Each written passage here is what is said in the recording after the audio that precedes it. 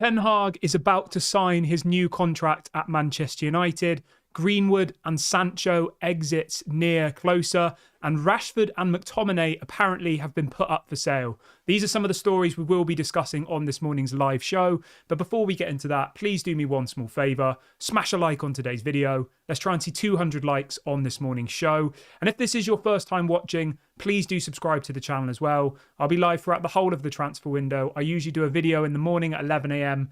and a video in the evening at 6 p.m.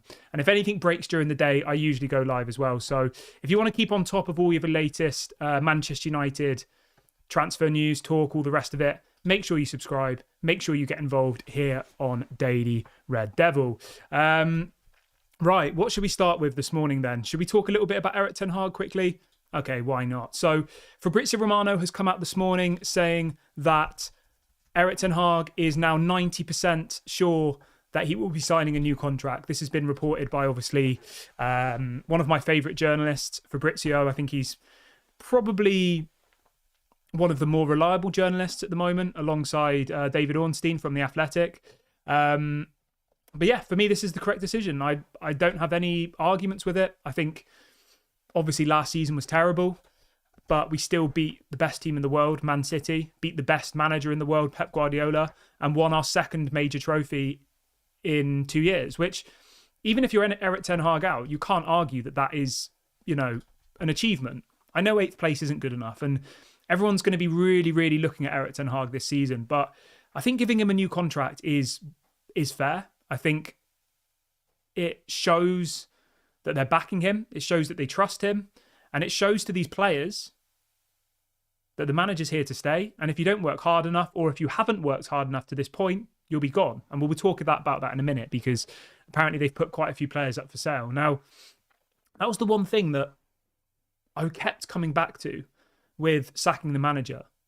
I think when you sack a manager, it does always run the risk of players getting a second chance. Players who haven't performed, players who've been lazy, players who haven't even put in enough effort, get another chance, because the manager will say, oh, I think I can get better out of them. Give me a chance with them. Let me see what I can do. And sometimes that works. But if you look back over our recent history, we usually sack a manager, a new manager comes in, and then the players continue to be bad. And then a year later, we sack them. And the same story just repeats over and over again. So I think, from all perspectives, keeping Erik ten Hag should mean that we clear out the players that we need. And you know what, guys? Funnily enough, I played on FIFA last night. I haven't played FIFA in probably, a long time. And I started a career mode with Man United, because I was like, after I did the evening show last night, I was really inspired to go on. Some people might not care about this, but I want to talk about it anyway. So, so I started a new career on FIFA, and I effectively got rid of all the players that I think we should get rid of. And I signed all the players that we kind of talk about on this channel. So I signed Todibo, I signed Branthwaite, I signed Frimpong, Elise, I signed Benjamin Sesko. Obviously, he's staying at Leipzig now, but still. I signed Xerxes. I signed João Neves. I must have spent about 400 million or something ridiculous, but it was fun. And I sold a lot of players. I got rid of Eriksen, I got rid of Wan-Bissaka, Casemiro went, Martial went, I think Varane went. I sold Rashford. I sold... Who else did I sell? I think that was about it to that point. I was going to sell a couple more players, but yeah. I'll keep you updated on it, because it was quite fun, and I played a couple of games, and it was a good way of taking your mind off real football and going into the fantasy world and like building your dream team, building your dream Manchester United team. I think I was playing a back five, so I had I think it was like a 3-4-3 formation. But anyway, give me 1 second, everybody. I just need to do a post. Whilst I do this, can everyone do me a small favour and smash a like on the video and subscribe if you're new? So we are live discussing.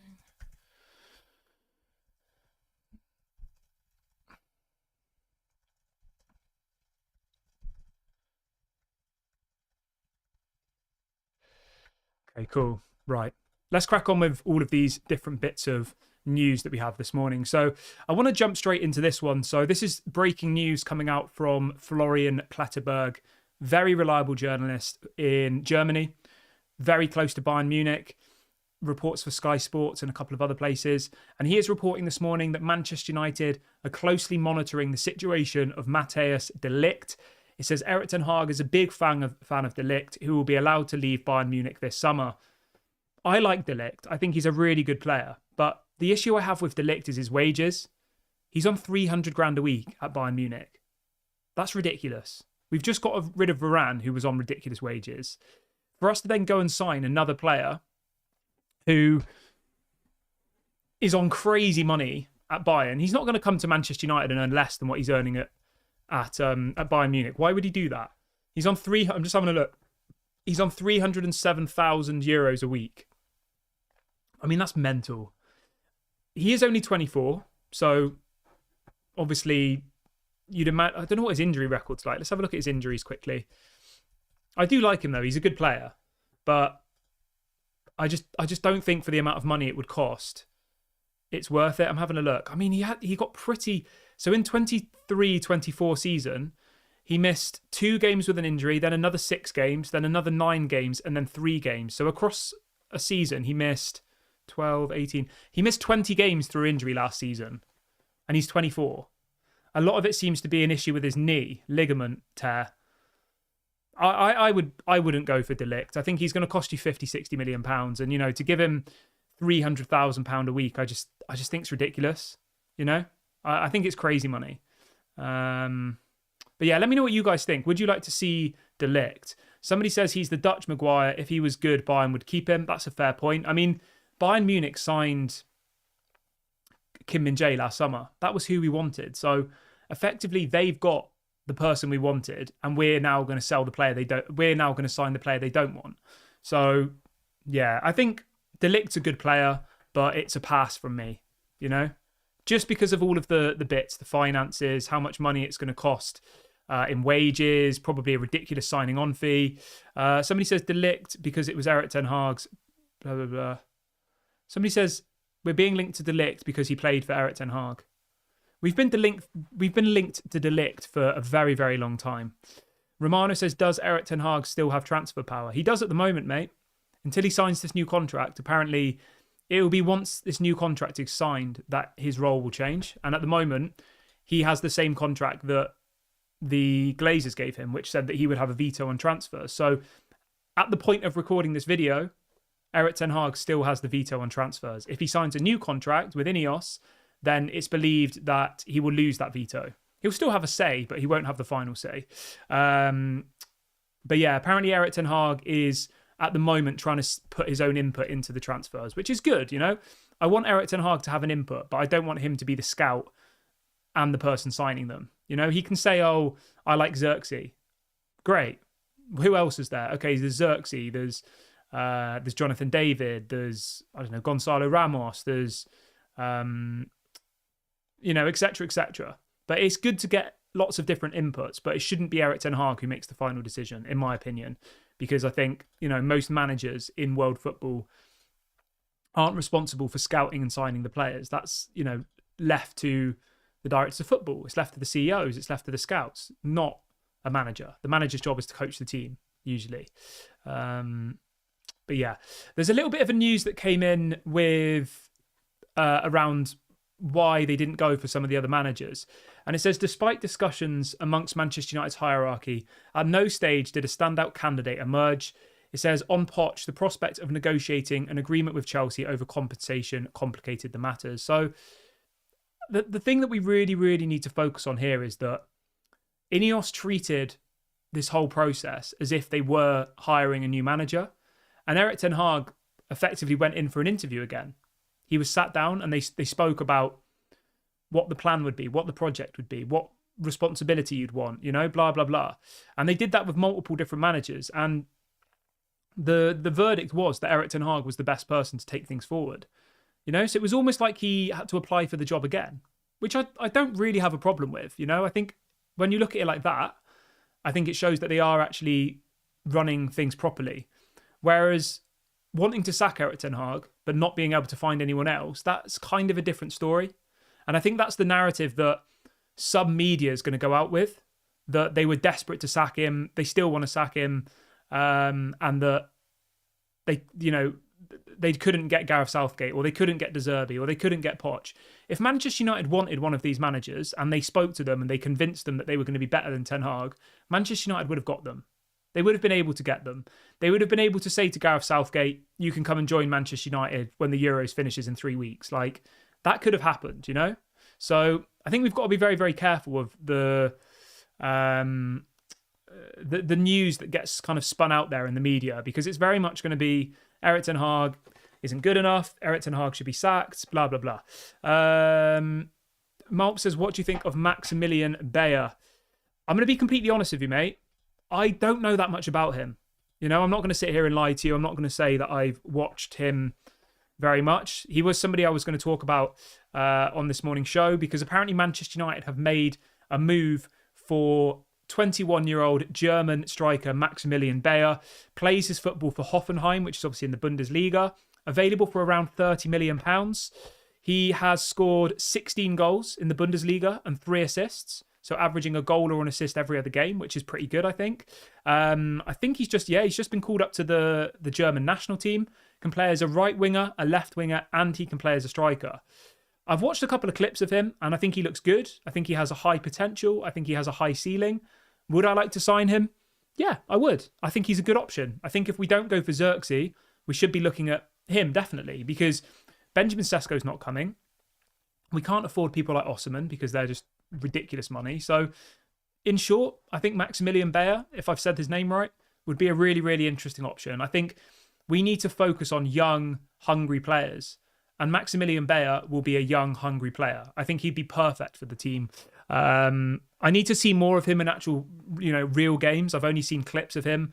I've only kind of watched the compilations to this point, because I'll be honest, I don't really watch the Bundesliga. I might watch the Dortmund Bayern Munich game, etc., but I don't really watch like Hoffenheim or anyone like that, being honest. So I can't comprehensively say that I've watched every single Hoffenheim game this season, because being completely honest, I haven't. But yeah, let me know in the comment section what you guys think. Maximilian Beier, 21 years of age, Manchester United reportedly are going to put in an offer. That's what's being reported this morning.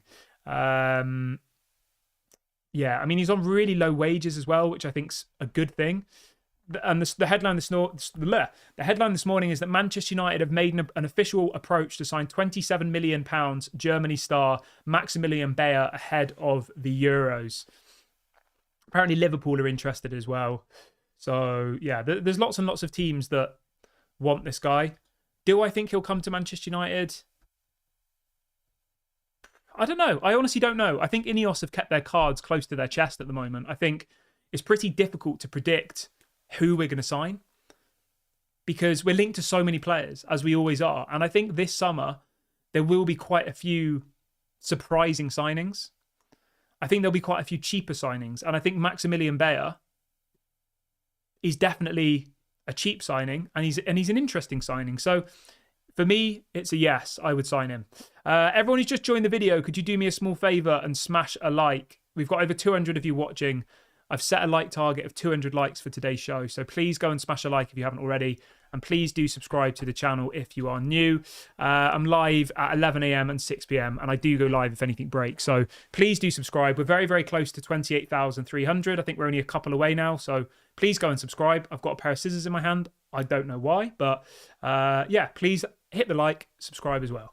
Right, so we spoke about Maximilian Beier. Let's talk about Rashford and McTominay then, shall we? Because the story I'm getting this morning from a couple of different journalists here in the UK is that apparently Manchester United are open to selling Marcus Rashford and Scott McTominay this summer. Now, the reason for this is because they are homegrown players. They're players who've come through the youth academy. They're players that if we sell, will go down as 100% profit in the profit and sustainability, in your books. Would I sell McTominay and Rashford? You know what? I would. I'd sell both of them, being completely honest. I'm not going to beat around the bush. Maybe I've got FIFA brain after playing FIFA last night for the first time in months. But I would. I sold Rashford on my career. Somebody put in an offer. I think someone offered me 50 million for him. And I thought, you know what? I'll sell him. Because if we sell him, you're going to get Elise. We've got Garnacho, who's young and very, very high potential. You've got Ahmad, who I think is a very good player. That's already 3 people. You've also got Pellistri, who I probably would sell, but is still an option. You've got Anthony, who you spent 100 million on and you need to try and get something out of. Like, we still have good options in our wide areas, I think. And you also got to remember as well that Mason Mount and Bruno Fernandes occasionally play in that position. I don't particularly like them in that position, but we do have that option. So if Rashford was to go and Elise was to come in, I think it's a win-win for everybody, to be honest. I think when Marcus Rashford's in the right headspace and he's in form and all the rest of it, he is one of the best players in the world. But I think those times are few and far between at the moment. He'll have 1 good season and then 3 bad seasons. And I think all of the off-the-field antics that have happened, you know, the whole thing in Belfast, the sulk, looking like he's sulking on the pitch, like, there's obviously something really, really wrong going on with Marcus Rashford in his personal life. You can just tell. And obviously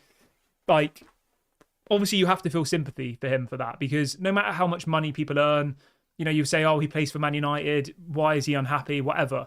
Like, your brain isn't as simple as that, you know? You see some people who are the richest people in the world and they're still unhappy. Like, money doesn't make you happy.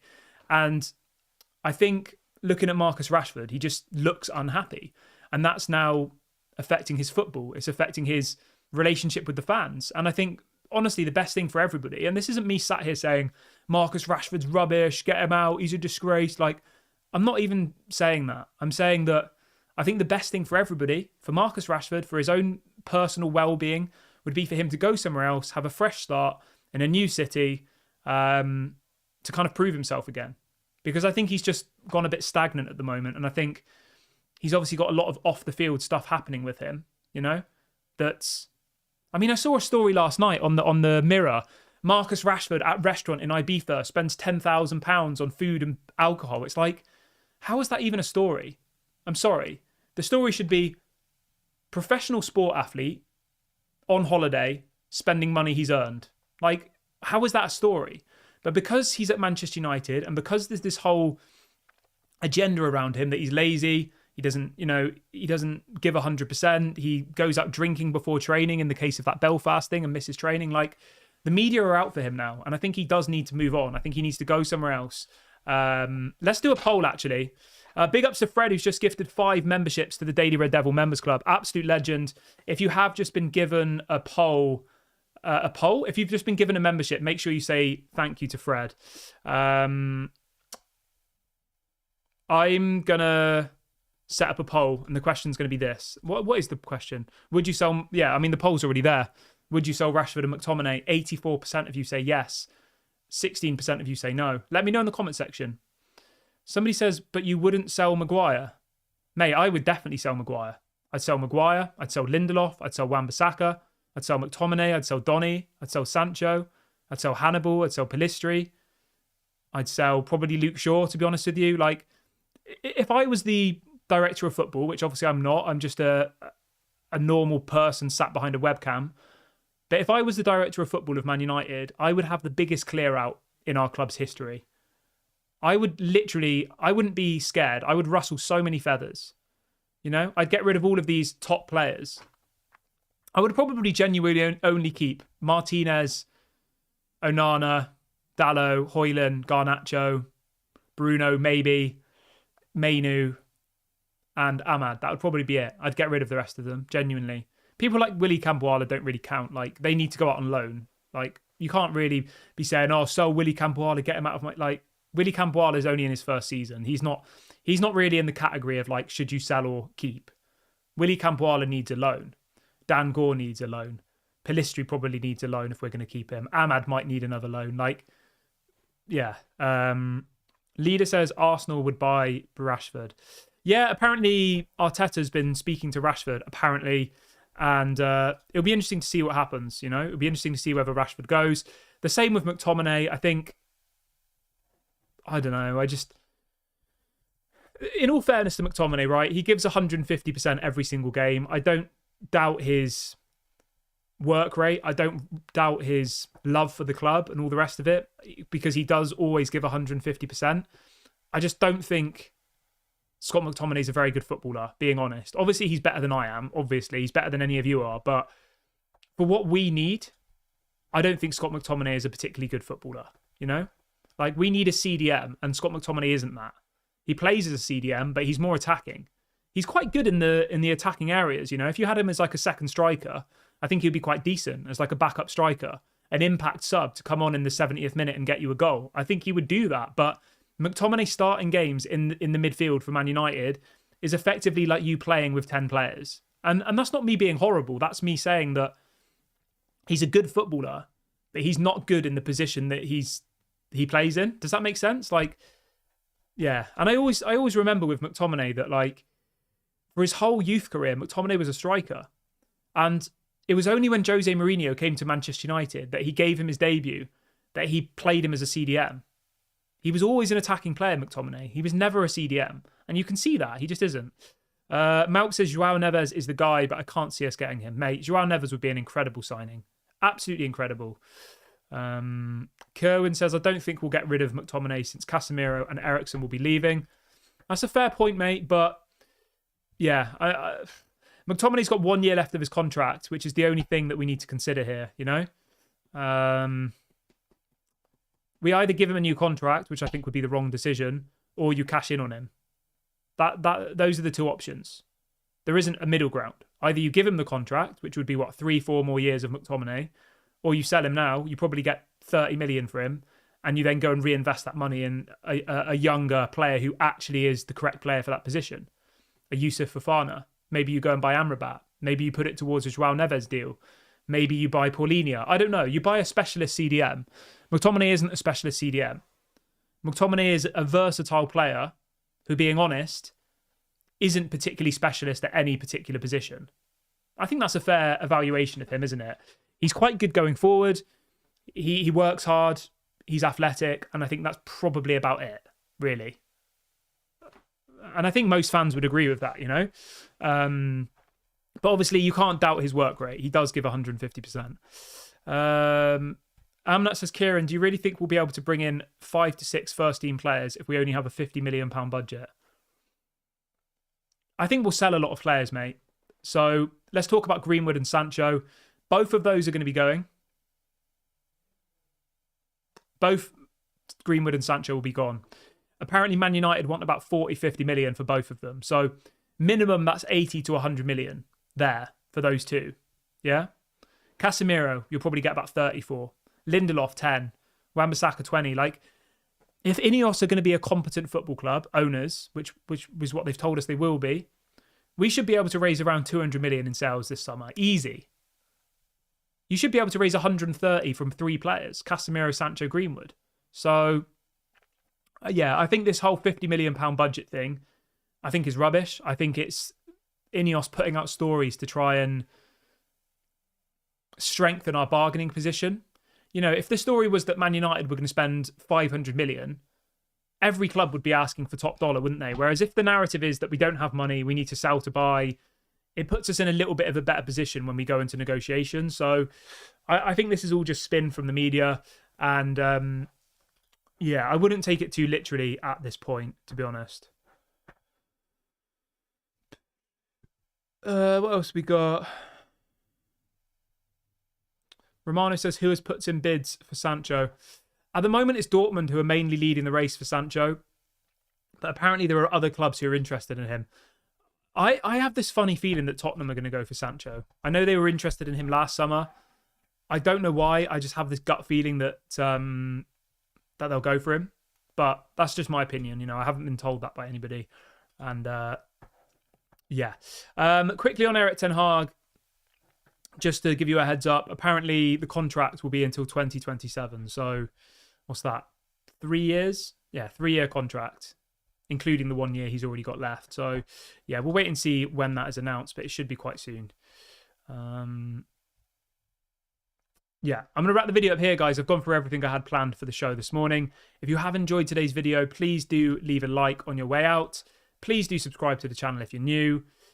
This has been Daily Red Devil. Have a great day, everybody. I'll be back at 6 p.m. for the evening show. And yeah, and welcome CBK, who's just joined the members club as well. Thank you very much for your support, mate. Thank you to Fred for gifting the memberships. And I'll see you all at 6 o'clock. Bye-bye.